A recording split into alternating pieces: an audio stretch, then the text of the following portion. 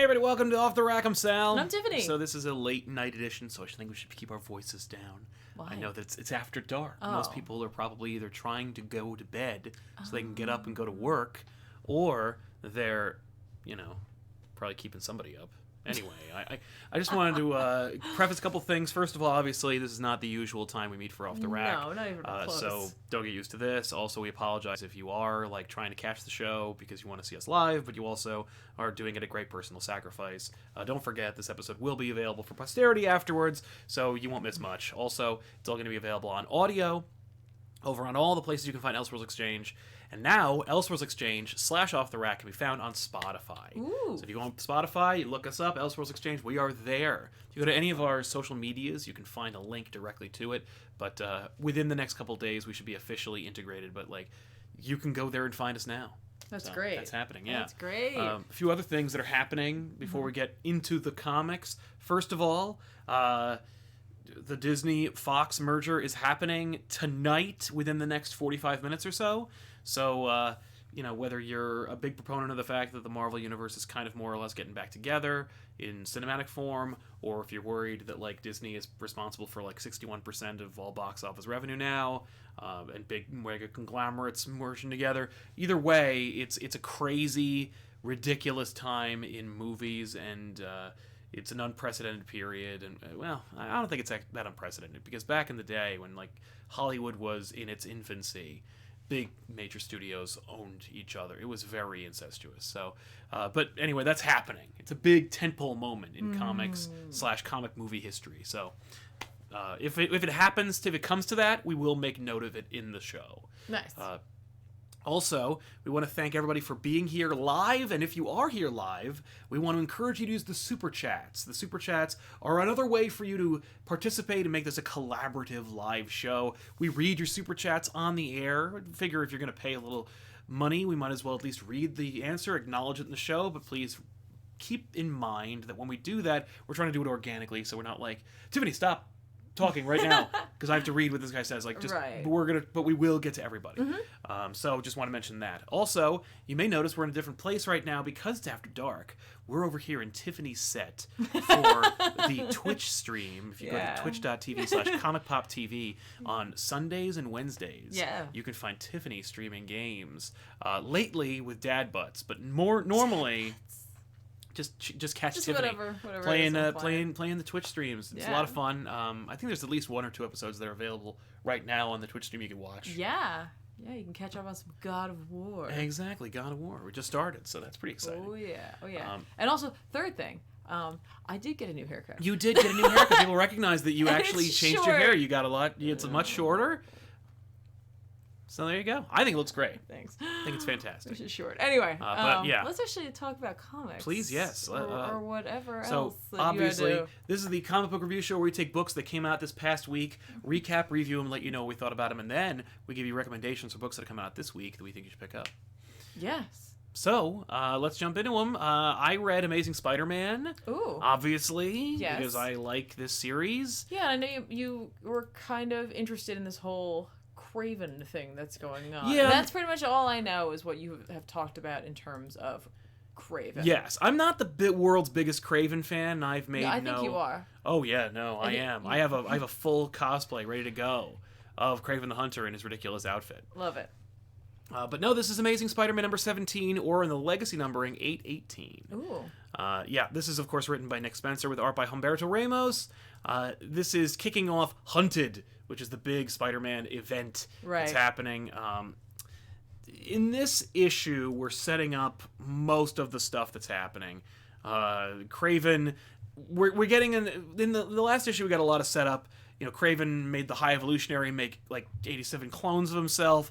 One of them killed all of them. He kicked away. He kicked his daughter out. She killed everybody, and it's very murderous and gross.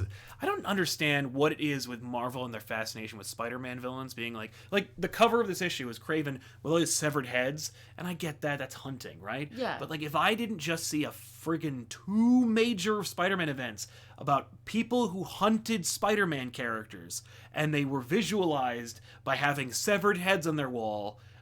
I wouldn't be so fatigued by this. But, for some reason, people love like Marvel loves showing me Spider-Man villains that like want to eat him or destroy him and like and suspend some part of his body on a wall. It's just gross and weird. I guess maybe there's a fascination of the fact that typically the spider is the hunter. I mean, like, yes, they are eaten by other larger prey, but Yes. like in terms of, you know, Yeah, but when you think of spiders themselves, like they feed on other insects. Right. He's been and other hunted spiders. for years now. It's never ending. Okay. But this is setting up a lot of where we're going and what's happening. Kraven facilitated the kidnapping of pretty much every animal-based Spider-Man villain, which is most of Spider-Man's rogues gallery. And kept them and Spider-Man and a couple of allies like Kurt Connor's son Billy, who is also a lizard boy, and Black Cat Felicia Hardy. She's a cat, so obviously she's involved. Right. And they're all trapped in Central Park under like an electrical web net. So Central Park is going to be the hunting ground.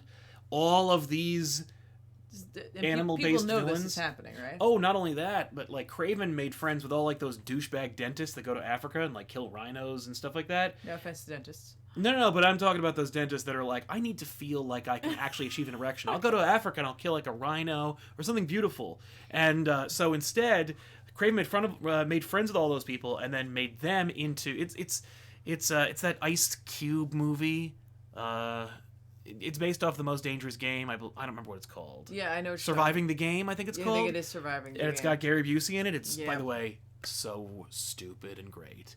But anyway, the idea is a bunch of rich people take their guns, they go someplace where they shouldn't, and they hunt the most dangerous game, which is man. Yes. So it's a bunch of, like, you know, 1%ers with, like, assault rifles or sniper rifles, like, running into Central Park trying to kill Spider-Man and his rogues galleries. Right, but, like, the news must know about this. Well, we haven't seen that yet, but there's going to be a gazillion tie-ins with this series. So right. I'm sure we'll see Maybe he's monetizing it. Yeah, like Screwball. Or, yeah. That'd be great. Anyway, that's what the story is. Also, it's Kraven's son, like the most pure, strong Kraven clone. He's also hunting Spider-Man. So it's like, the book is incredible because of its opening. The opening is, it's Kraven, and he's literally doing all the same shit he did in Kraven's Last Hunt, which is arguably the greatest Kraven story of all time. Does he eat? He doesn't eat the spiders, but he does, like, he wears nothing. He's in, like, a misty trophy room. Right. He, like, breaks shit. He goes into, like, that big, beautiful cathedral where his coffin is waiting, and there it is. Because the thing is, Kraven was brought back to life. Yeah.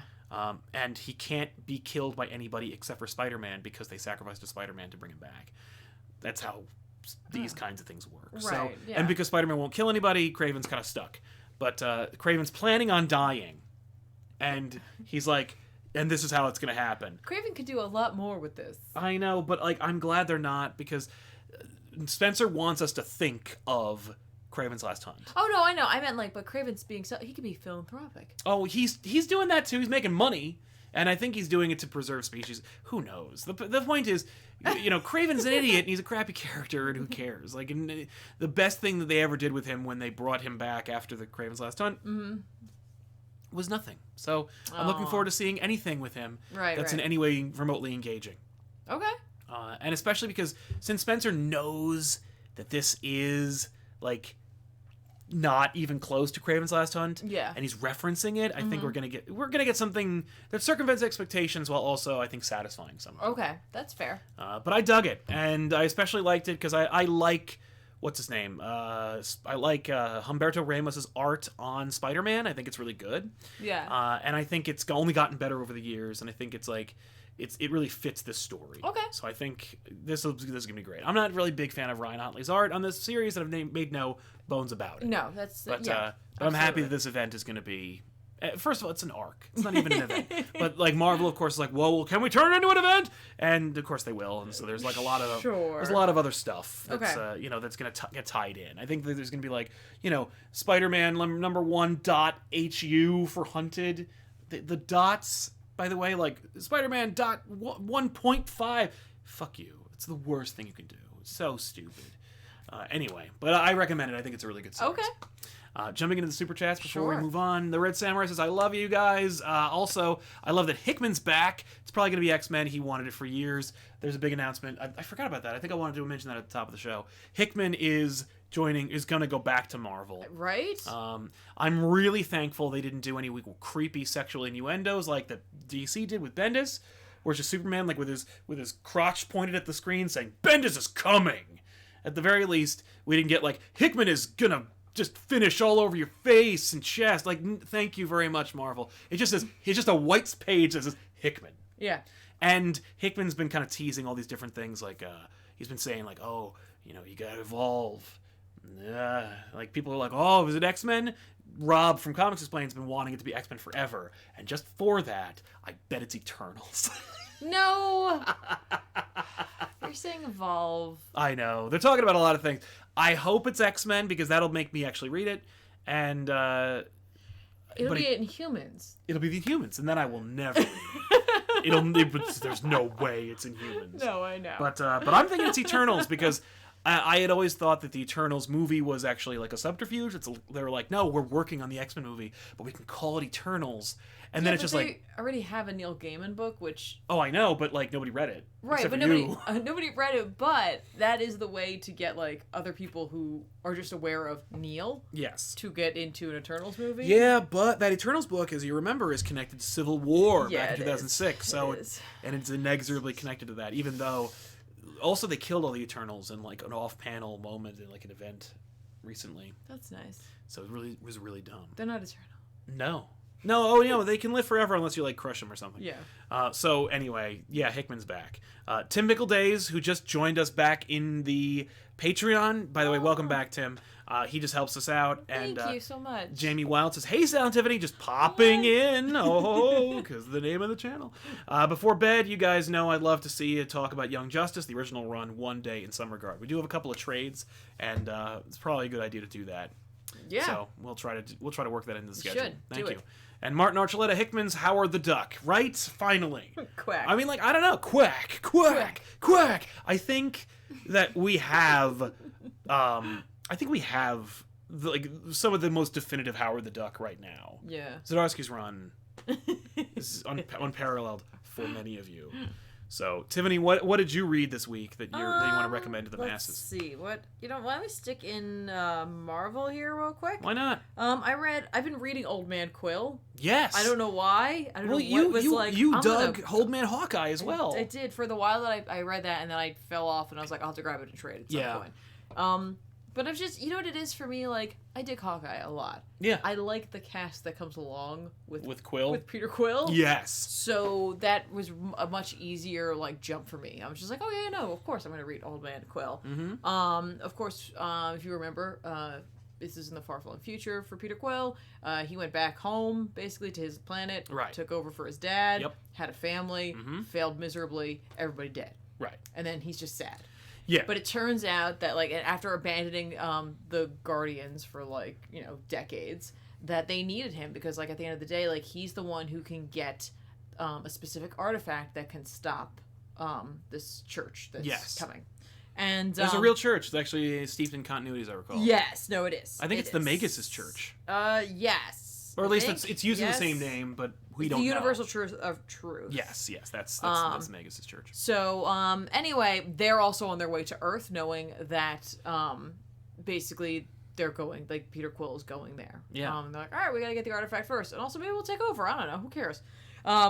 When they arrive back at Earth, Peter Quill finds out it's a wasteland. Mm-hmm. All this stuff's gone on. It's Old Man Logan's. It's Old Man Logan. This place has been Old Man Logan. Nice. Basically, Peter recently has gained some fame, which is so funny because it's like the rest of the Guardians took care of the, like, second Wrecking Crew. Basically, remember they had a fight with the Wrecking Crew? Yeah. Peter did a little bit and saved someone, and now, like, this other town is like, hooray for you, you're awesome. And he's like, I didn't really do anything. And they're like, but you did something. Right. And that is what matters. In this world, like, But, like, literally someone says that. They're like, no, you don't understand. You did something. Right, yeah, That counts. So, like, while they're there, like, they get accosted by another gang because now there is a bounty on Quill's head. Mm-hmm. And who put the Doom or who put the bounty? I think it might be Doom, but I'm not sure. Yeah, because the country's been split up by different, and divided by and different Doom's in charge of like the area that they're in right now. But the Ghost Riders show up. Yay! That's right. I remember you saying about the Ghost Riders. Yeah, literally, it's just like it's a bunch of guys. They're a bunch of people. They have no powers, seemingly. They just have skulls painted on their faces. Oh, that's much less cool. It's way less cool. I was like, oh, the Punishers? Nope, it's Ghost Riders. All right. There's a big brawl that goes out. Quill takes out a lot of them. The Guardians don't help. They're like, basically, they all sit there, and Rocket, like, gets a chance to talk to Quill because Quill lands on a table, and he's just like, why would you help me? And Rocket's like, well, it's really good for you to learn how to throw a punch again, and it's really good for me to watch you get punched. And I was like, that is, like, the way this is written is just very, like, I can hear all their voices, whether it be from the movie or previous ones that you had in your head. Like, I like how witty they are, even in the face of, like, this wasteland. Yeah. So Peter ends up letting one of the Ghost Riders leave, which is totally a mistake. Yep. Because they're like, well, I'm gonna come back with all my friends. We're gonna kick your ass. And they're like, oh yeah, sure, no, yeah, I bet. Like Rocket's like, oh yeah, sure, go ahead, bring your little army back with you. Because there's no army. No. There's an army. Oh, Jesus. Are they bikers at least? Yeah, they're all bikers. Good. One of the people who owns the bar gives Quill an old revolver. She said it was her dad's. He used to have two. Or it was her great-great-great-great-grandfather's. He used to have two revolvers. He gets one of them. Is the great-grandfather like the old Ghost Rider? Nobody, they don't say anything. They don't say anything about that. Quill has a dream in which Mantis dies or is, like, annihilated. Yeah. Wakes up, and it's just like, I had a scary dream. And she's like, I know. And he's like, right. Sorry. Just, why? Yeah. Not cool. Don't listen in. Yeah, exactly. And then he and Gamora have like a conversation. He's just like, here's the thing, like, I don't understand why you came to me. I left 50 years ago, and how I left you, and that's really sucky, and like everything I did was totally wrong. And you see like Rocket cry a little bit about like the idea of him leaving. Rocket goes off to take a leak because he's just like, bladder's not what it used to be, and that's when he sees the Ghost Riders are on their way. There's a huge fight. They all get taken down. They get thrown into an arena. It's Doom's arena. Sweet. It's called in Fisk Lake City. It's overseen by Taskmaster. Okay. Where they run into Spider-Bitch. Oh, no! She's like, yep, I'm a gladiator here too, but like, you know. Good, you're a total asshole. Right, and then like the big thing that they're gonna fight is revealed. Like, it's the Guardians, Spider-Bitch, and a bunch of other random people that nobody cares about. Like an Attack of the Clones. Kind of. They all get released into the arena, and like they're like, and here's your challenger. And Rocket looks up. He's like, is that Fing Fang Foom? No, we're screwed. That's dope. Yeah. So Fing I would have Fang also Foom accepted a T-Rex with a Venom symbiote. Right. But Fin Fang Foom is also awesome. Yeah. So I'm really looking forward to what's coming next. Because they're doing that thing where they're making you think of Old Man Logan in the sense of like bringing certain characters in, of course the setting, but then like flipping the scripts a little bit. They could have done the Venom T-Rex, and that would have been awesome. But they're like, hey, you know what? Fing Fang Foom. Right? And you know what we didn't see in any of those other versions? That. Yeah. And that's really cool. Yeah, so I'm really super excited. It looks like he has something on his head that might be controlling him. Uh-huh. So in theory, I'm hoping that Rocket will fiddle with it, get it off, and then, then I assume Fing Fang reckoning Foom is going to take down Taskmaster. Oh, yeah. So. I'm down. Basically, Spider-Verse was supposed to be in charge of the Gladiator right sure. now, but she wouldn't bow to Doom. Oh, and so that's he gave it to Taskmaster. So you got to bow to Doom. That's the only way to do it. I would, and you know, I don't agree with everything. I didn't tell anybody who that was written by, but hey, you know what? I'm really enjoying it, and if you read a super chat, I'll find it. Okay. In my Comixology. Taylor Petcher did say, "Hey guys, I don't usually catch you live. Sal, are you? I know you're excited for Miller's Superman Year One. It's been finally solicited for June. Haha." Yes, Frank Miller and John Romita Jr. are working together on a big Superman Black Label book. It's one of the first original solicited Black Label titles. I'm sure it's heavily edited now because they all are, and Black Label has no teeth anymore. See, I don't know about that. But Frank Miller, he might complain, but like the new president risked alienating Lee Bermejo and Brian Azzarello to ruin their 3-book series. Right, I know. I feel like Frank Miller's name doesn't have the same cachet with the person who's in charge who ruins Black Label. I don't know, because like it could just be that like because of Frank's history. Yes, they might just leave it alone. They're like, no, it's fine. People know what to expect from a Frank Miller book, regardless of what is attached to it. I mean, look what he did with Batman. Yes. The things that Batman was allowed to say. Yeah, that's true. But he only says in that one panel and in that one terrible series that book did come out over a decade ago now. Yeah. But like language doesn't seem to be such an issue in these books. It's and more so at the end of the day, I feel like it probably won't be as edited as it were there to be a visual they didn't care for. Furthermore, it's Superman. Yeah. And Frank Miller has... That's true, Despite how Frank has Batman treat Superman, he has reverence for comics and those characters. So I feel like Frank might actually be, and don't quote me on this, but being respectful of the source material. I'm excited to check out his version of it because, again, like you said, I've only ever seen him in terms of in the scope of Batman's eyes. Yeah, so this will be interesting. Yeah. By the way, Old Man Quill is written by Ethan Sachs with art by Robert Gill. There you go. A lot of fun. Cool. Good for Ethan Sachs. So yeah, I am actually looking forward to it, and you can bet your bottom dollar we'll be reading it. Yeah. And talking about it on this channel. Yeah. Conqueror Worm says, "Hey guys, been watching the show for a little while now, as I want to make comics myself. I don't know if you've covered this, but can we expect Donny Cates' Venom talked about on back issues? I love it. A lot of people love it. I hear it's an incredible series. I've read some of it, but not all of it, and I should probably get started. At the very least, we can do the first volume.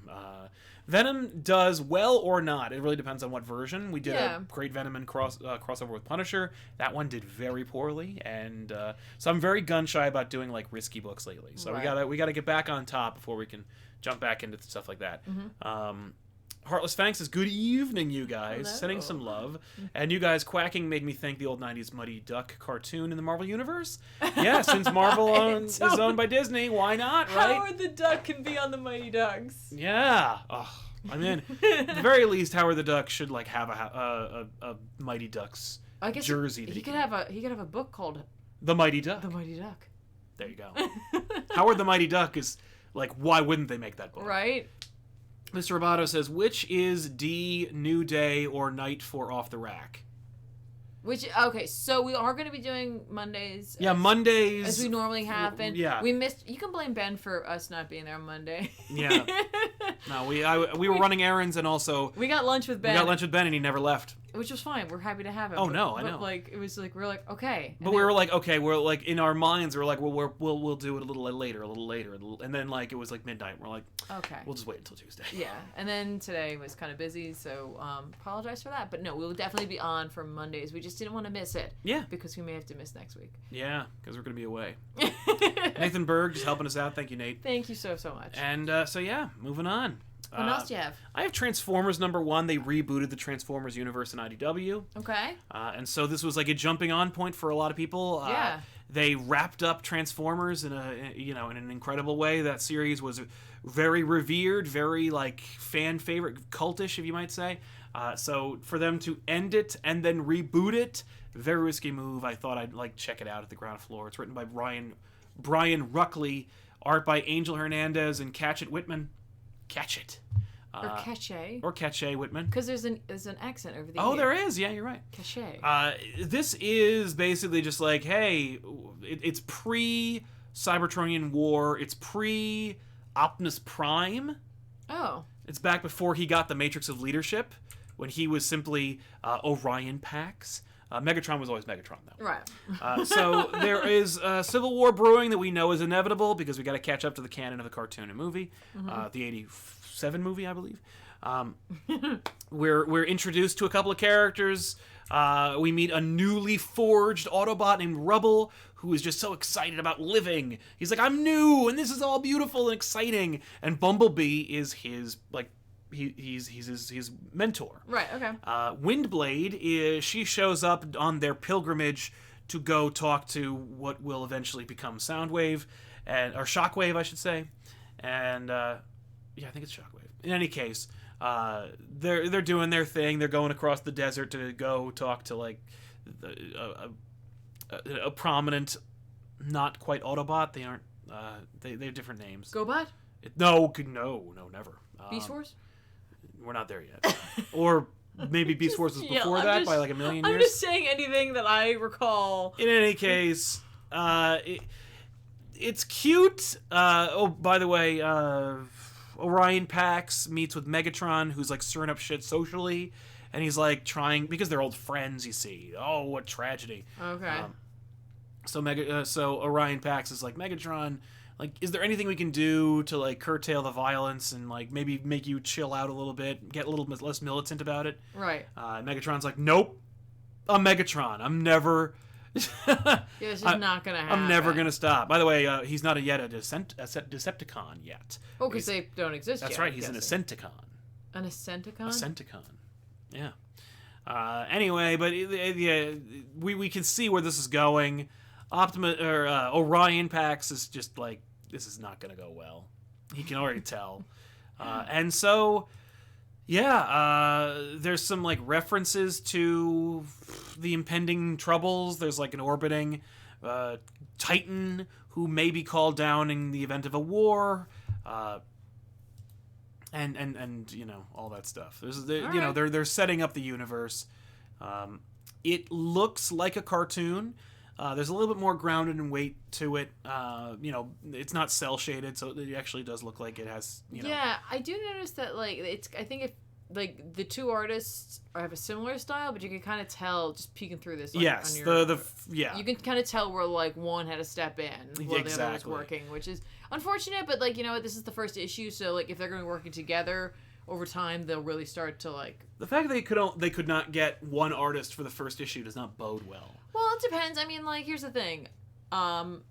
Drawing like machines and like robot people is really different, especially if they have like if you know what they look like they have a physiology to them that needs to be consistent from panel to panel. Yeah, and they're all complicated machines. Yeah, no, they're very, very much so. And I know there are people out there who are crazy talented at that, but not, you know what I mean? So it might take a little longer. Agreed. I don't know. Yeah. So it's fine. Okay. It did not blow me away. I was not pulled in, and I don't think I'll be reading more of this. Okay. Especially after hearing like such reverence for the previous series, I don't think I can get behind this reboot. I'm just not as excited for it as I probably should be. Mm-hmm. There is going to be a Transformers crossover coming up with Ghostbusters. Yeah. That I will be reading because it looks like, because like Gozer, when it comes before, the idea is like it's come before different civilizations and maybe different dimensions. They pick typically what would be the scariest thing, I'm sure. Yes. For well, them. like they Gozer, who not always a woman, but like that's why I say they. Yeah.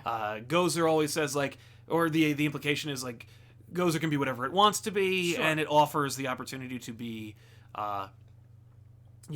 whatever the form is of, the harbinger of doom for that civilization. Mm-hmm. So when Gozer comes before the Transformers, she comes before them as like a Transformer. Oh. And they're like Transformer terror dogs. Like the idea is that she comes before like the Cybertronians. Oh. And she's like, I got bad news for you. I'm here. Okay. And you're like, that's cool. Also, I think the Ecto-1's going to become a Transformer. It has to. Why would you not do that? Is the Ecto-2 in it?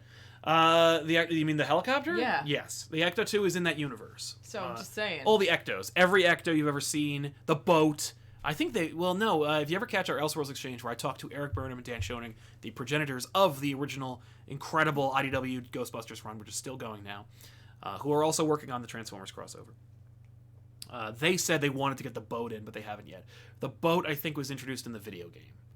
So that's not in it, but everything else is in it. Like, everything. Okay.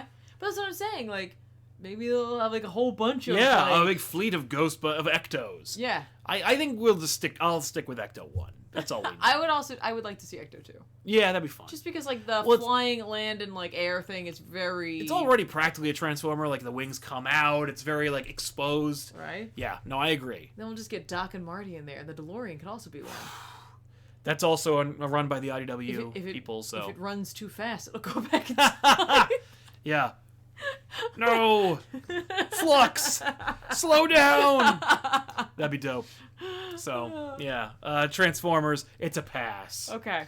But not the Judge Dredd kind of pass. No. I want to watch that. It's a pass. Taylor Petcher says, Sal, I know you've been one of the most critical of Bendis' tenure on DC so far, but any interest in the upcoming Leviathan event with Malieve? No. In fact, I did read the latest Superman, so I'll probably pull that up in a little bit. But for now, yeah. So Leviathan, I've not been keeping up with Superman. You're not missing much. But the fact that, like, okay, so here's the thing. Mm-hmm. Those, like, in that sentence, there were two great words. Yes. Malieve. Right. And Leviathan, because that makes me think of, monstrous, Oh, yeah, and he wants you to think that, and I get it. Like, I'm like, yeah, okay, that's kind of cool. Yeah. It's not so cool? I don't know. Okay. I'm not reading the damn thing. That's true. I deliberately don't read books I don't like. Well, while you're pulling up your Superman, mm-hmm. What have you got to recommend? I'm gonna talk very, very briefly because I won't go too much into this. There was no Conan this week. There was an Age of Conan book. Baylet? Oh, yeah. There's an accent over this E. I don't know how to say this name. I apologize for that. Oh, wait. Before I do that, we have other super chats. We do. I'm so sorry. I cut... No, it's all right. I thought you wanted to wait. No. I cut off the super chats because you were looking at Superman. Yeah. Debashish Mahaptra says, "Hey guys, I just wanted to commend you on the new graphic design on your thumbnails and videos. I love it. Thank you very much. Thank you. Also, Sal, your voice acting for Spider-Man is great, and I love it. Yeah. Thank you so much." What he's referring to is NerdSync just released a new video for the first time in a little while, and it is about the hand gestures between Doctor Strange and Spider-Man, and how like they're similar because their father, Steve Ditko, basically drew them both, and so that's probably where that's from. Yeah. But it's a great little video, and there's a little cameo, a little interchange between Doctor Strange and Spider-Man from a 3-book series called Spider-Man Fever, which is very much like a Ditko-inspired Fever Dream Spider-Man book that has a lot of Doctor Strange in it. I've encouraged you to read it before. Hopefully you'll check it out. Is it here? No. Oh. No, that's a different Spider-Man Doctor Strange crossover, which is okay. probably more fun. But in any case, I played Spider-Man. I tried to give him a little bit of a New York accent. Because I always do, and I don't know, like, I just feel like... Because he's from New York. Yeah, I know, but, like, whenever I read him in my head, he doesn't have one, but when I play him, I always give him one.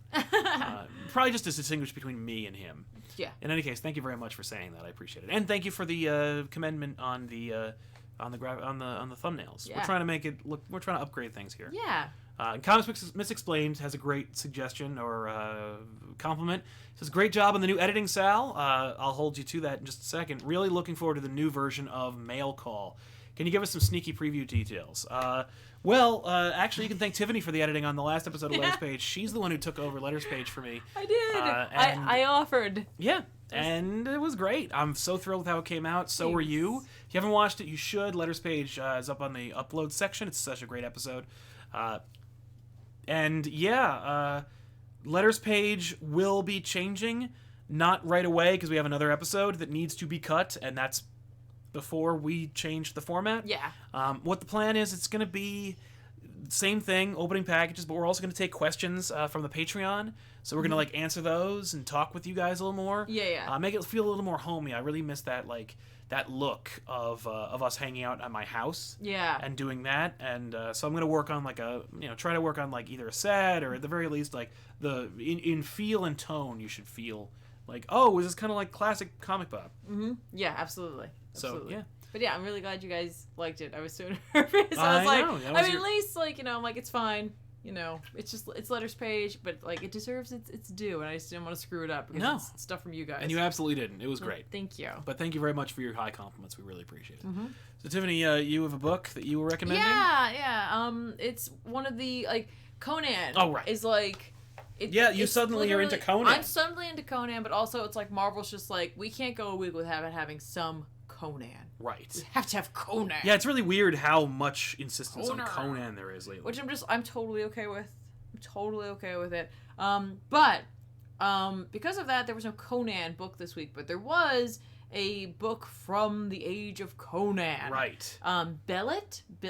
Right, because there's an accent. I have Billet? no idea what it's I'm from. not really certain. I would say it's Baylet, but Baylet. That's All right, my I'm okay guess. with that. Based on how they kind of sold this book, she's a character from Conan's lore, the Yeah. Queen of the Black Coast. It's a 5-part miniseries. It's written by Tina Howard with art by Kate Nimsic. I'd say Nimzik. Nimsic. It's not It's not too dissimilar from Nimziki from Independence Day. So Okay, there I'd you say Nimzik. Nimsic. And I gotta say, I don't know what to talk about the cover artist. Cover artist is Sana Takeda, who does Monstrous. Yeah. So the cover is just stunning. Amazing. It's just stunning. It's just a beautiful piece.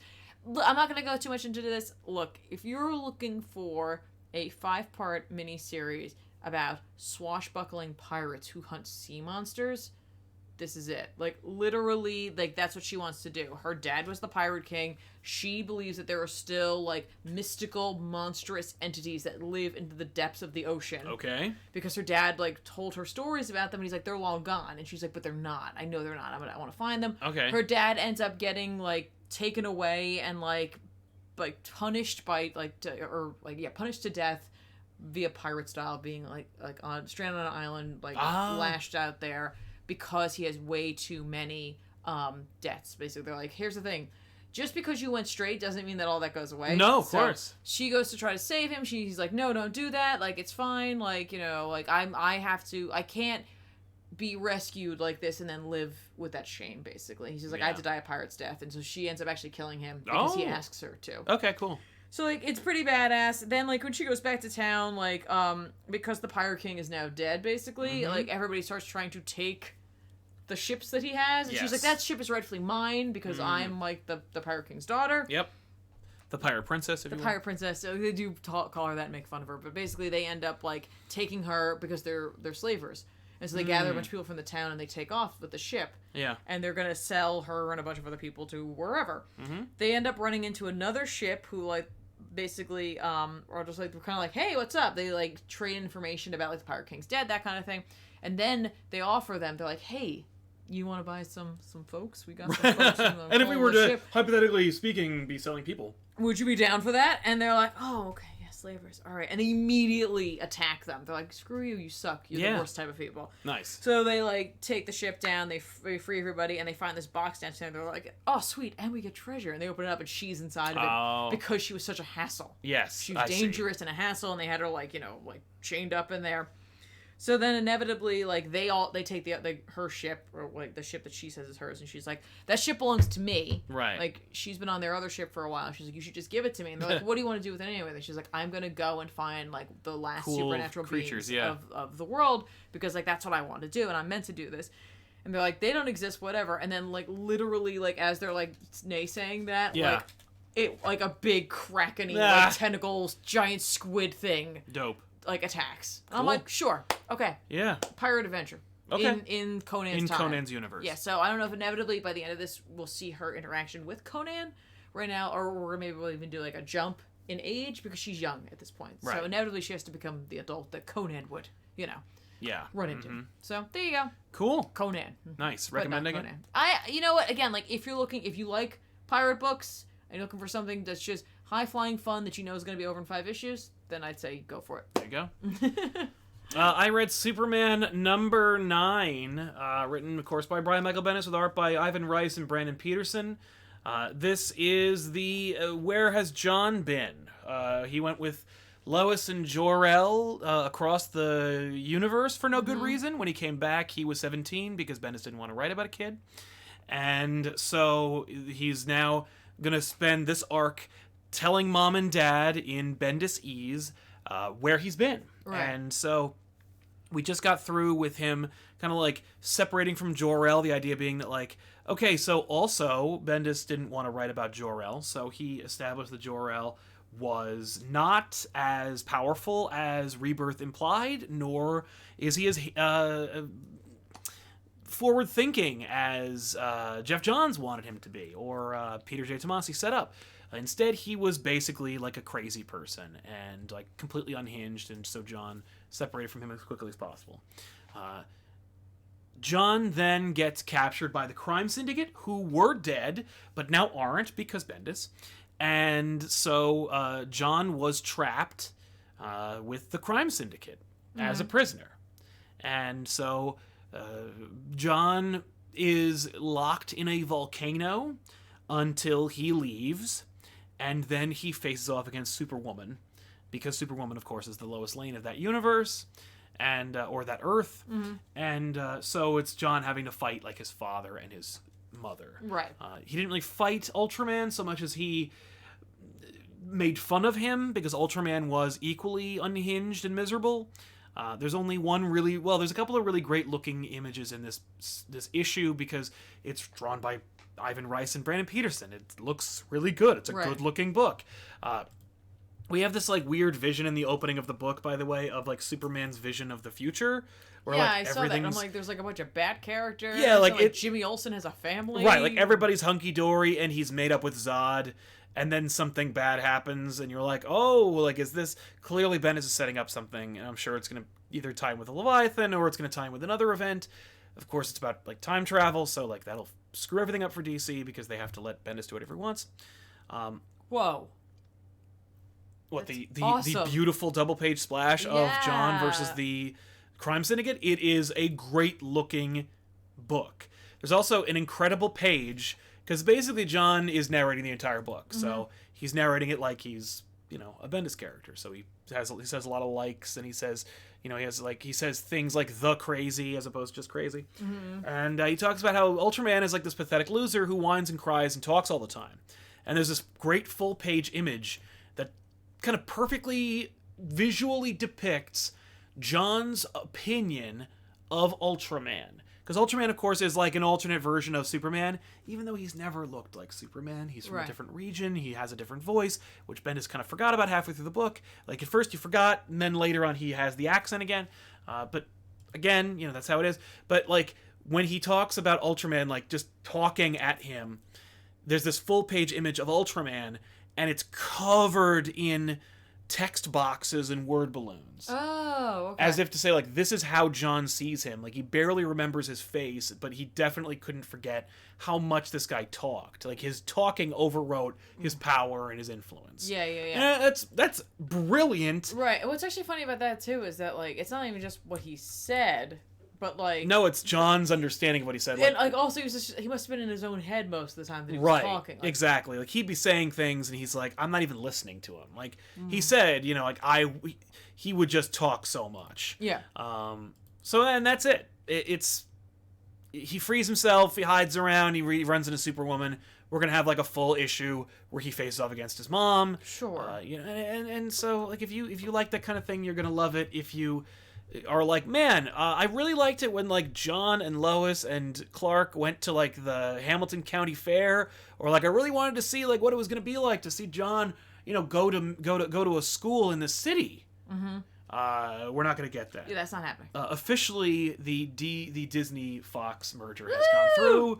If you're excited about that kind of thing, hooray! If you're worried that it's like the future is doomed for movies, I'm sorry. But I am, at the very least, silver lining. I'm excited to see what announcements in X-Men and Fantastic Four happen for the That's MCU. really what I'm thinking about, and, like, I am mildly concerned about Fox's other properties being in the hands of Disney. However, Disney does have other production houses that they use for their films that they don't want to be as associated with them. So I like to think that they will have the good sense to be like, okay. Yeah, like, we can't handle aliens. Like, we need to put smart, intelligent people who are also, like, passionate about this franchise in charge of it and shuffle it into another studio. That being said, Imagineers, now's your time. Oh my god, Put something in MGM. I know you just did, like, Star Wars Land, but, like, make an aliens world.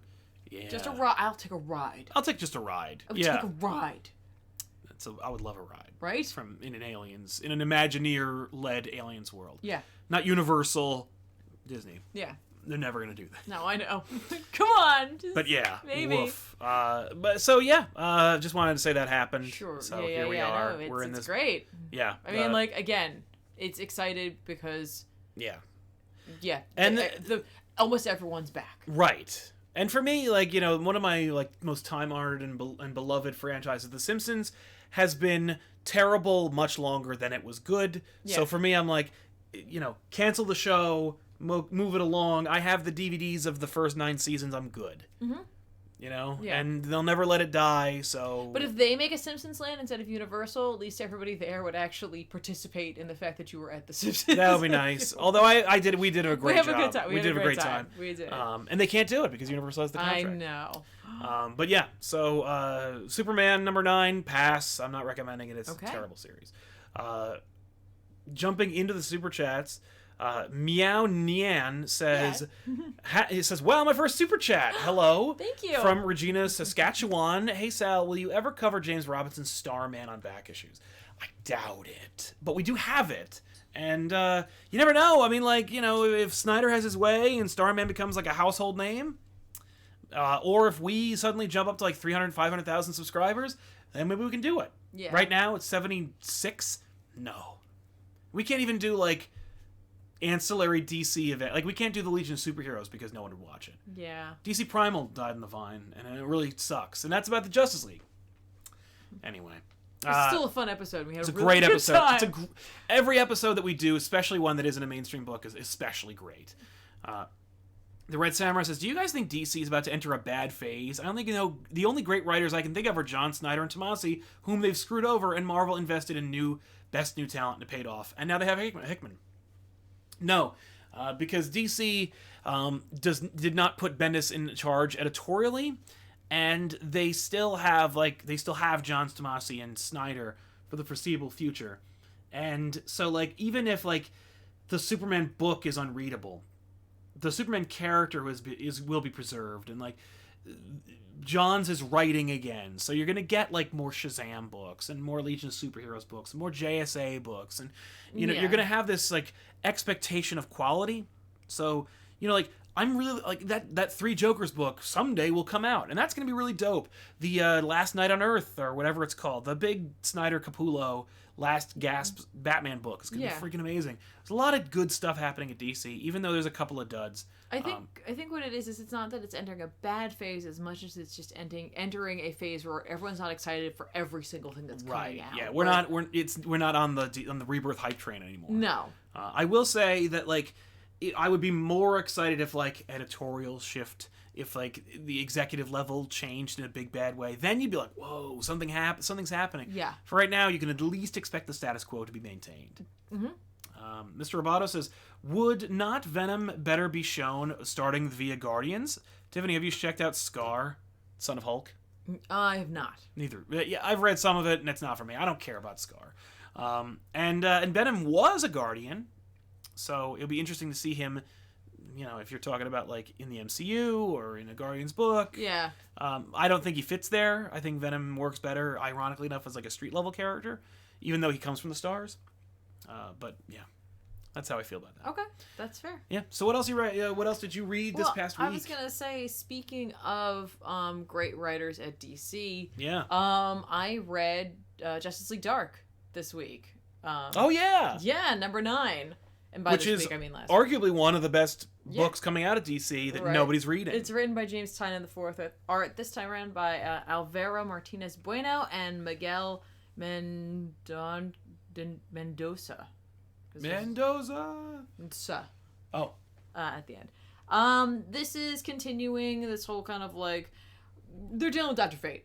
Okay. Yeah. They're dealing with Dr. Fate. They set that up with the other kind. And they're dealing with actually some of the fallout from the Witching Hour. Yeah. Which is awesome. Great. That's another great. By the way, you did a back issues on that. You led a back issues on Justice League Dark, Wonder Woman, The Witching Hour. Great episode. Watch that as well. Oh, thank you so much. It also will help you to catch up with what's going on. I know you love Snyder's Justice League right now. I am. This is my favorite Justice League. Yeah. That DC's that's putting a ringing endorsement. But I kind of like that. There is a Justice League for everybody. I think right exactly. now. This book literally just kind of goes into what's been going on with Dr. Fate lately. Yeah. They mentioned the fact that Dr. Fate was involved with the whole DC Metal thing. He ended up kind of receding into his helmet at one point during it. And kind of losing his humanity in it. Well, kind of what happened when he came back out. Yeah. So we have Kent Nelson, and then we have what the heck's the other guy's name? Khalid. Oh yes. Khalid. And they're basically they're studying together. Khalid's learning a little bit more, and Kent has been in conference with Nabu this entire time, and Nabu's kind of like, yeah, hey, look, a lot of crap's been going on. You should just let me take over. Just let me take over. Just let me take over. Yeah, Nabu always wants that. Kent's talking out loud, and Khalid's nearby, and he's just like, hey, he literally can't They live in an MC Escher painting. He can hear everything all the time, and so things go south real fast, naturally. And Nabu takes over, obviously, and ends up imprisoning Khalid. But Man-Bat freedom. Oh, great! And so he's out, and so at least they got that going on. In the last issue, Dr. Fate was chasing after the last of the magic users, who then escaped to Mira. Yeah. Where Detective Chimp is meant to be the Nightmaster. Right. Yes. But he hasn't been, and instead Blue Devil has been running everything. Yeah, which is cool. Good use of that character. Exactly. I hope he joins the team. Well, I don't think he hates. Yeah, he hates Detective Chimp certainly so much. No, he's not a fan of Bobo. But so. Basically, everybody who's left who can use magic, except for Zatanna and Wonder Woman, who have gone off to try to figure a couple of things out. Last time around, they visited Papa Midnight to get some more information because they're trying to track something down. Okay. So they went off on their own little adventure, leaving Bobo and Swamp Thing and Constantine, who has like no magic and is dying, and whatchamacallit, and Man-Bat to deal with everything. It's like, cool, you're two. I mean, Swamp Thing's a heavy hitter, but still kind of depressed about everything that happened in the Witching Hour. Yeah. But so they go to Mira, and the Lords of Order follow them. Okay. And so we have the Lords of Order, and then we reveal who everyone is on the Lords of Order team. They've got Madame Xanadu, Ibis the Invincible, Gregorio de la Vega, Mark Merlin, and the Prince Ramen. So it's like really heavy hitters in the magical community. Each have a piece and have been taken over. Okay. And they're fighting with Nabu, basically. Cool. It's real bad. So they show up. They're gonna wreak havoc. Immediately, Jason Blood turns into Etrigan. He's like, "Bring it! I'm freaking Etrigan." Yeah, fucking. By the way, like as a quick aside, Darkseid kidnapped Etrigan and tried to use his dark energy to break a hole to like achieve the anti-life equation. Like Etrigan is immeasurably powerful. He really is, but it doesn't matter. Oh. And so he's grabbed by Ibis and Madame Xanadu, and they take Etrigan by the arms, and they rip him in two. And then Jason Blood's just left behind. That's cool. Well, no, they're like it's Etrigan's here and Jason Blood's here, and they're like laying on the ground and they look at each other. Right. Oh. And like he's like, holy crap, and like I'm free. Well, no, Etrigan's like, I can't stay. I'm being beckoned back to hell. Yeah. He's like, I can't be here anymore, and he's just gone. Oh. And Jason Blood's like, oops. That's cool. And Blue Devil shows up, and he's like, what the hell? He's like, this looks like you guys are invading. Are you guys invading, Bobo? What are you doing? No, man. And he's just like, oh, hey, Dr. Fate. Glad you're here. I've been meaning to talk to you about this whole, like, I should be Nightmaster and Bobo shouldn't be Nightmaster. And then, like, everybody kind of looks at him for a second. Yeah. And he's this moment where he's like, Dr. Fate's bad. Right. I missed something, right? And they're like, yeah. Yeah, you did. Yeah. So then, this is post, of course. I posted a picture, if you follow me on Twitter, of Detective Chimp doing his get off my lawn moment, which is just a spectacular looking image. Blue Devil's like, we got to go back to the castle. We have to fall back because we have enough magical entities here. I think that if we regroup, we can fight. We can get through this. Yeah. And he's like, Bobo, open the thing. Use the sword. Right. Open the thing. He's like, I don't know how to do that. He's like, just believe. Just think it and just go. So he cuts open a swath, and they end up getting back to the keep, where they're like, okay, neat. So, okay, here's the plan. We'll train some folks. We'll get some people in certain areas. It's going to be totally cool. And, like, we got this. And then, like, Khalid, like, shows up with Man-Bat. And they're like, what are you doing here? And he's like, I got Dr. Fate out. The other Dr. Fate out. Yeah, I did it. Like, I'm getting magic now. Because, like, Man-Bat's been scientifically studying it and trying to understand how to use it in, like, with science. And that's how he freed Khalid. Right. And like Khalid's like, hey, yeah, no, that's really cool that you want to help out and like try to save this place. Mira is going to die. Right. Maybe we can save everything else. The Lords of Order are going to destroy it, so it's over. Yeah. This place is done. Right. So nobody's worried about being the Nightmaster anymore. Like, don't worry about it. Yeah. So while this is going on, Diana and Zatanna go to visit Cersei, who, as we know, has the power of Hecate in her. And they are looking for, or they want Mordru, so that's what they're going after. Okay. So I love the fact that Tynan's taking all of the threads that he has previously established in his other books at this point, much like a writer should, and bringing them back together to interweave into dealing with like the overarching issue that was caused by DC Metal. Yes. The fact that Nabu is trying to take advantage of all of this, and then also dealing with the fact that Cersei has Hecate's power. Right. So like can't wait to see where this goes, because it's like, how are they going to defeat Dr. Fate? Yeah. With that, not really Dr. Fate, but you know what I mean. Yeah. I love this book, and it looks amazing. It's just such a great looking book. Nice. Love it.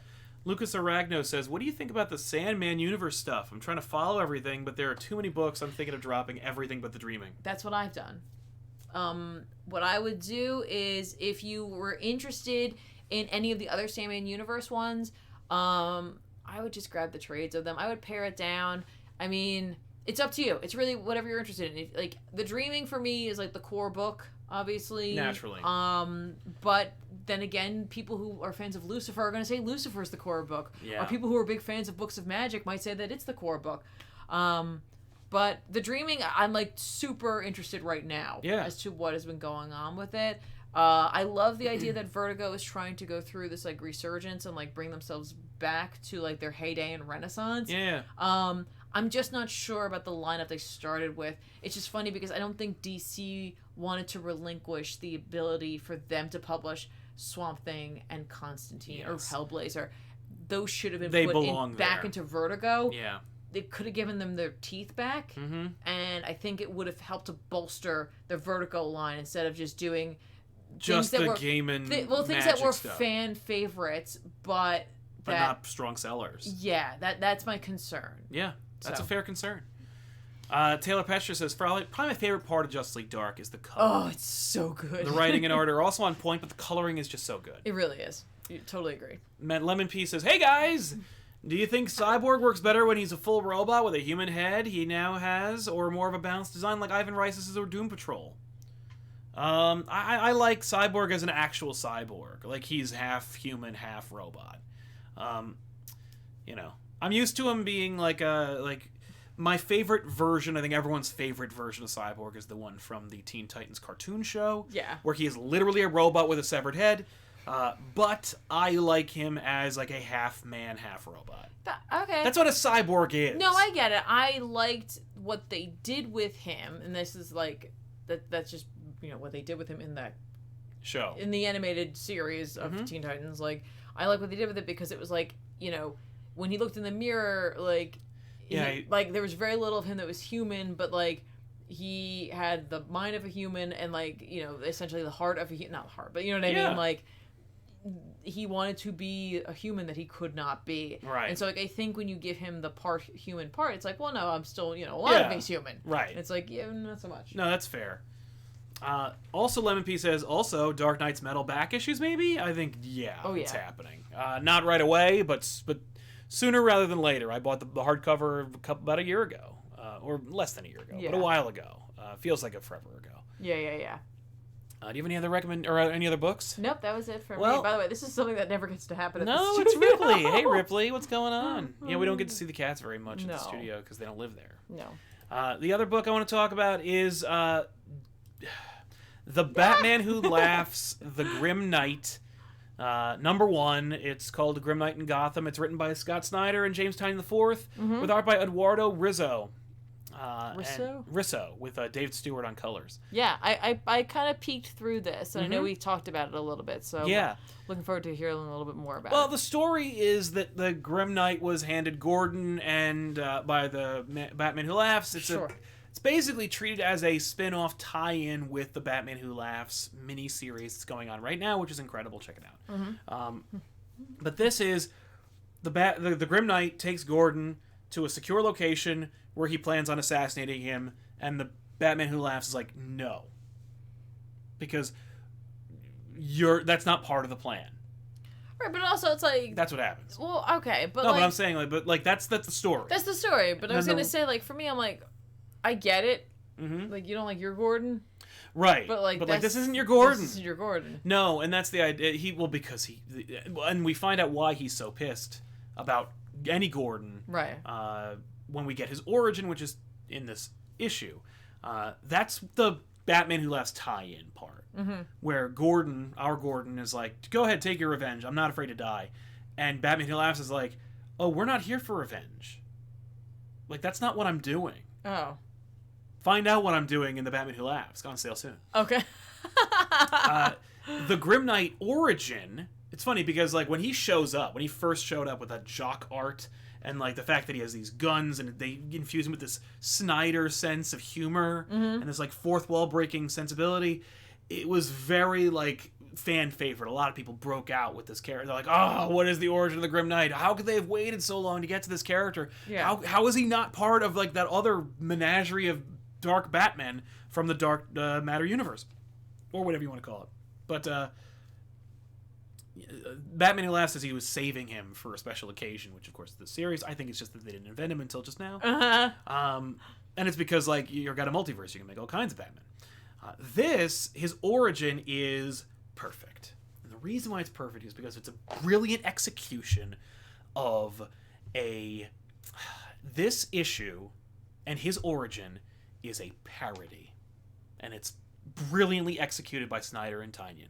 Because if you look at this like superficially, you're like, there's nothing special about this. There's nothing interesting about this. There's nothing even like surprising about this. Everything that happens in this issue is beyond expected. Right. Is so on the nose and obvious. Everybody knows what's going to happen and how it works. Yeah. How it happens. But like when you get into the nitty gritty, like young Bruce Wayne, his parents are gunned down by Joe Chill, but Joe Chill accidentally bumps into a garbage can and he drops his gun, and then Bruce picks it up, and then Joe Chill pleads with Bruce, and then Bruce says, "Shut up and die." Clearly, that line is supposed to be funny, and it's supposed to be dumb, and you're supposed to be like, oh, I see what's happening. The Grim Knight is not something that like we're supposed to be excited about or we're supposed to like take seriously. This is a silly, like, fun, kind of almost Deadpool-esque joke. Okay. And as we go through this, as Rizzo's art is such that like the drawing of the Grim Knight is just the Dark Knight Returns, but with guns on him. Right. Straight up, blue suit, little ears, big dude, square chin. It's so interesting to see like this kind of like takedown of Frank Miller's Dark Knight Returns. It's like a parody of him, Right. and a parody of the audience's expectations. You know, like just picking any other Batman Dark Knight version. You know, like the drowned Batman is also a woman. It's like she's so angsty and dark and rah, and it's like that's supposed to be taken seriously and it's supposed to be like ridiculous. But like with this, they're like, yeah, you've seen all that. You get it. Yeah. This is Punisher Batman, and Punisher Batman is silly. And obviously he is just, like, he is a plot device for the Batman Who Laughs, which is a character everybody really wants to read about.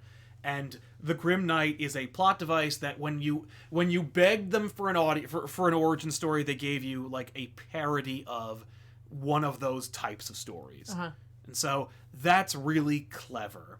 And I think it's really interesting how they did it. So, obviously, so Batman's a bad guy, right? I mean, like, not a bad guy, but a murderer. So he kills Joe Chill, and he obviously doesn't get as much training. He trains, but it's not quite as good because he's always still relying on guns, and he's really good at guns. Yeah.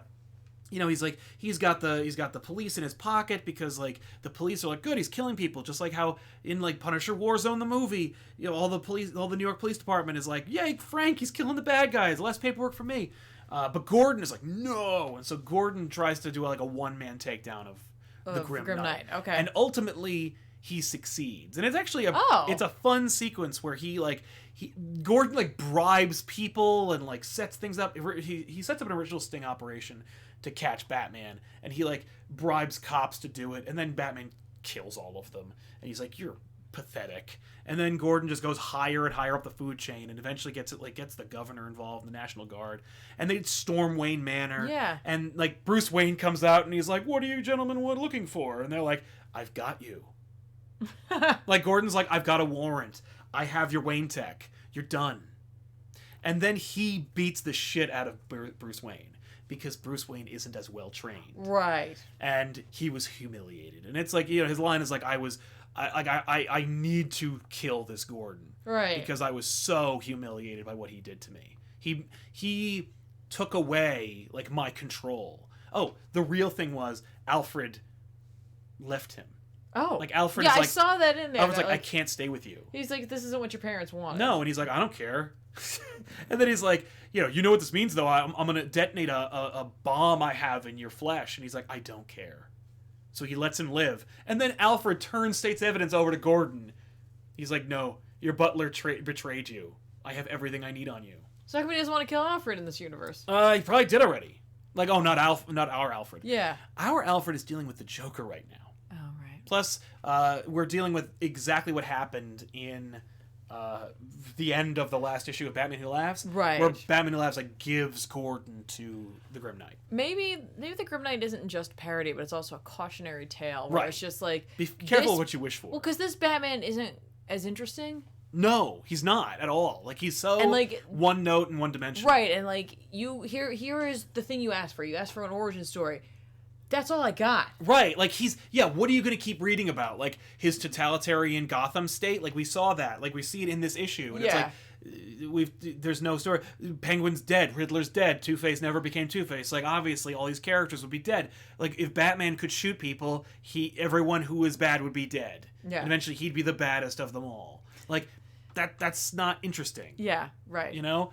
So it's interesting how they executed it and how they were like it is the problem is not the problem but like the problem when you're making a comic that's like it's a cautionary tale. You don't want this. Be careful what you wish for. Yeah.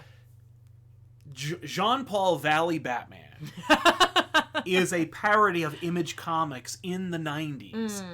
And people went like, this is the coolest! And they were like, oh no, what have we done? Right. And they had to keep it going, and they just kept making him more and more ostentatious and dumb. Right. Until eventually they had to bring back Batman. Kingdom Come, while it's a transcendental book and it's incredible and it's like it got different like applicability across like generations, yeah, it is a straight up condemnation of what Image was doing to the comic book industry at that time. Now that being said, Image of course did nothing but make the comic book industry better as a result of giving creators rights and giving a voice to people who otherwise wouldn't have one. Yeah. And self-publishing and everything. It's incredible. But in that very small window when Kingdom Come was coming out, Image's all-style, no-substance Flash, because it was run by artists who were told that they were the reason people were buying those characters, were influencing those stories. They were influencing the books outside and in the big two. And Mark Waid was trying to caution people like, this is not what you want. Right. Be careful of what you wish for.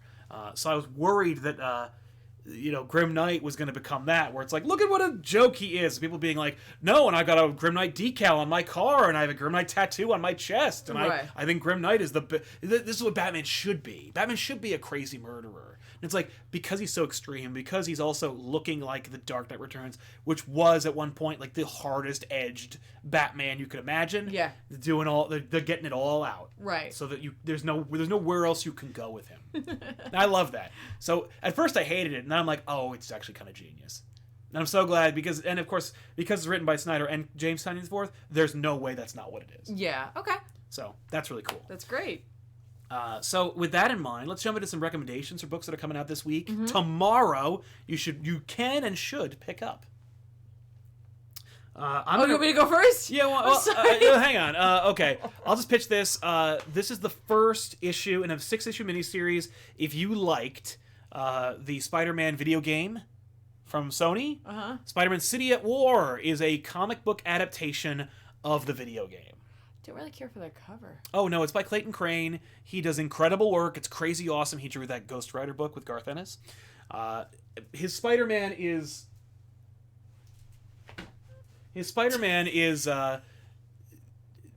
he looks like that. Okay. So it's gonna be like weird. The interiors, in any case, should be neat. It's written by Dennis Hopeless, so it won't be great. But like, if you're looking for more stories in the Spider-Man video game universe, if you buy this, they're absolutely going to start doing more in that universe. Like, right. Because it takes like 5 years to make a Spider-Man video game. Yeah, they're going to want to tell... Well, they got to be careful with that, though. I know. Because if they tell too many stories when the game comes out... But Injustice did the same thing, and they didn't give a shit what happened in those games. Yeah. And it became a runaway success. Okay. I would do the same thing, by the way. I wouldn't even release this book. I'd make it digital only and Injustice the shit out of the Spider-Man universe. Okay. And then talk to the developers and be like, where do you need to be? Who can't we use? And everything else is fair game. Okay. But yeah, so that's kind of neat. Okay. For me, this all my recommendations are tied to Conan this week because it is like the end of the month, so it's kind of slimmer pickings for me. Yeah.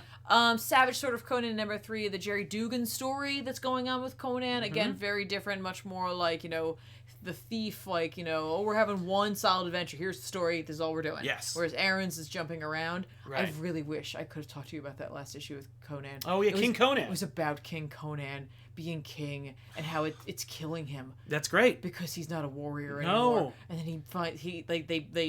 he's gifted a lion and he's gonna fight it. But the lion won't fight him. Oh. And he punches him. And he's just like, oh, you recognize someone like yourself. So he keeps it as a pet, and they go on adventures, and then it's just That's so awesome. good. Anyway, But Jerry Dugan's different, just one solid story if you're looking for that. It's good. It's fun. Cool. Justice League number 20 comes out. Buy it. You'll do yourself a huge favor by doing it. Okay. This is the best first issue of Justice League so far. Yeah. Was issue 19. Check it out. It's so great. Okay. Jorge Jimenez's art is second to none. One of the top 3 artists working today on regular monthly issues. It's written by Scott Snyder. It's Mixia Spitlick, and it's in an alternate. It's just fun and ridiculous. Check it out. You gotta get it. You gotta get it. Also, I have not been reading Avengers No Road Home. No, it's very boring. But I had the 5th one in my comicsology. I gotta read it. Yep. Because I have to just know kind of what's leading up to this. Because Avengers No Road Home number 6 is coming out. I'm not saying I'm recommending it. I'm just telling you I'm going to be reading it. Written by Al Ewing. It's freaking Conan and Wanda Maximoff. That's awesome. Conan back at Marvel, officially in the Marvel universe. Now, they're saying it's an extra long Conan epic like you've never seen before. I have to get this. I have to read this. Yep. Now, here is Marvel being really smart.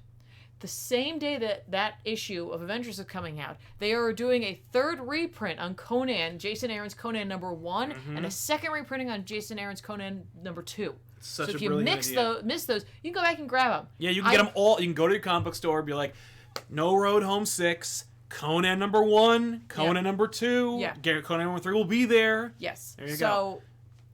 For me, that is just like, I can't wait to read that. I've been on board for Aaron's Conan anyway. Yep. So I'm looking forward to it. Just looking forward to it. It's great. And finally, my last recommendation is, it could be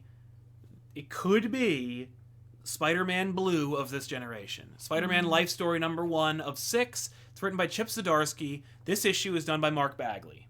Ooh. The idea is that there are 6 issues. Each one will take place in a decade that Spider-Man existed in real time. So the first issue takes place in 1962. Okay. So Peter Parker's 15. He's just become Spider-Man, or he has been Spider-Man. Oh, so it's just gonna go throughout his life. Yes. Basically. Okay. So it's gonna be Spider-Man in the 60s. It's issue 2. It'll be Spider-Man in the 70s. 10 years later. Okay, 25. So he's 25. 80s, 35, 90s, 45, and so on and so forth. That's amazing. And it's so incredible looking because Bagley is at the top of his game. I read the preview and it's so good looking. Bagley is doing his best Ultimate Spider-Man work. It looks so good. He's had a little practice. He's had 152 issues worth to try, but it's so good looking.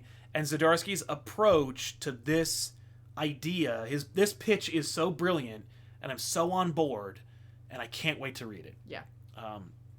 So we'll see what happens. But if the first issue sucks, then we know where it goes. But Zdarsky crushed Marvel 2-in-1. Zdarsky was a brilliant addition to the new Spider-Man series and Spectacular. Zdarsky gets it. And I'm really excited to see this premise I've never seen before. Right. I've never seen them do this with Spider-Man before. I'm so excited. Okay. So I'm excited that you're excited about Spider-Man. Well, thank you. I like to see you excited about that because he's one of your favorites. It is one of my favorite characters of all time. So, which is not, most people's favorite character, but it's great looking. I love that cover. So great. Yeah, Peter's maybe I should join the army and go to Vietnam. It's just neat. I'm excited. So check that out. That's it, I guess. Yeah. So before we go, because there's a couple of talk in the in the chat, I want to mention, if you are subscribed to this channel, make sure to click that bell to get notifications. And if you're not getting them, check it and uncheck it. Just make sure your settings are all set and good to go. But more importantly, if you are not subscribed, make sure to subscribe because you want to know when these videos are coming out because we release a bunch of videos per week, and all of them are original, purely organic content where we talk in depth about some of your favorite or least favorite comics that have coming out or that are coming out or have come out in the past. We are a channel second to none. There's no other channel like us out there, and so I invite you to give us a try. While you're doing that, if you are so inclined, you can also go to patreon.com/comicpop and help support this channel. We're not in it right now, but normally we're at a studio, which is supported entirely by Patreon funds.